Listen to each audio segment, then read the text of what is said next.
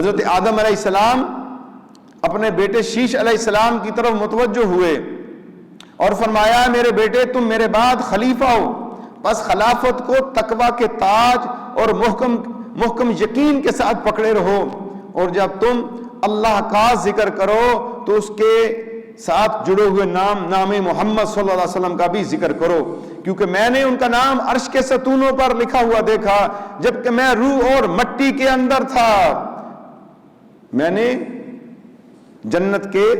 ستونوں پر لکھا ہوا دیکھا جب میں روح اور مٹی کے درمیان تھا، پھر میں نے تمام آسمانوں پر نظر کی تو مجھے کوئی جگہ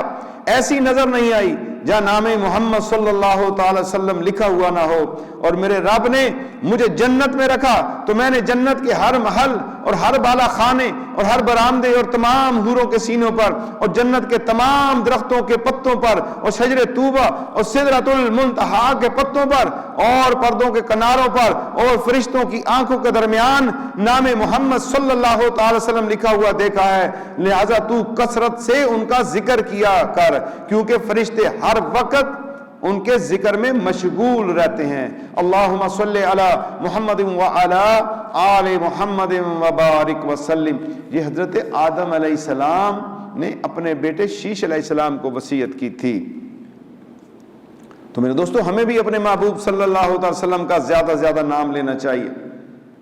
آپ کے نام گرامی لینے سے، آپ کے ذکر سے مومن کا نور بڑھتا ہے اور اس کی محبت اور بڑھتی ہے۔